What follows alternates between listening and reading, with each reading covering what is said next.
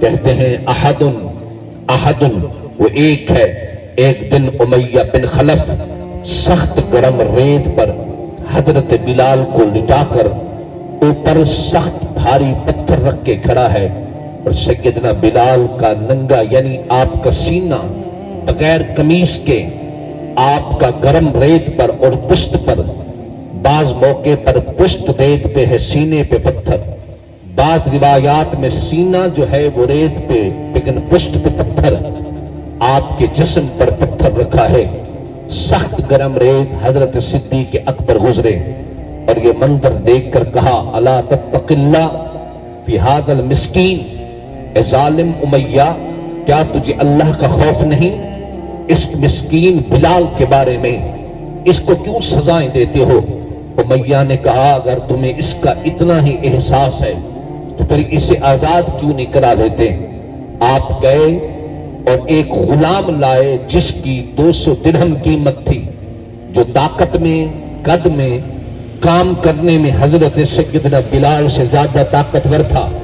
صدیق اکبر نے کہا امیہ اگر تم چاہو تو یہ بہترین طاقتور غلام تم رکھ لو اور بلال کو اللہ کے نام پہ آزاد کر دو، چھوڑ دو، بلال کو اس کے بدلے مجھے دے دو۔ اس نے کہا سودا منظور ہے۔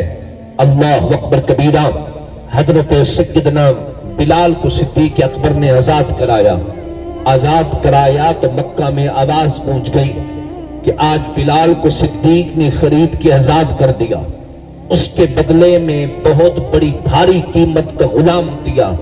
تو کوئی کہنے لگا نانا صدیق نے ایسے نہیں خریدا ہوگا، صدیق نے بلال سے کوئی کام لینا ہوگا، یا صدیق پر بلال کا کوئی احسان ہوگا جس کے احسان کا بدلہ صدیق چکا رہے ہوں گے۔ لیکن سب کی باتوں کو اللہ نے رد کر دیا اور قرآن کے اندر آیات نازل کر دی وَسَيُجَنَّبُهَا الْأَتْقَى الَّذِي يُؤْتِي مَالَهُ يَتَزَكَّى وَمَا لِأَحَدٍ عِندَهُ مِن نِعْمَةٍ تُجْزَى إِلَّا ابْتِغَاءَ وَجْهِ رَبِّهِ الْأَعْلَى وَلَسَوْفَ يَرْضَى۔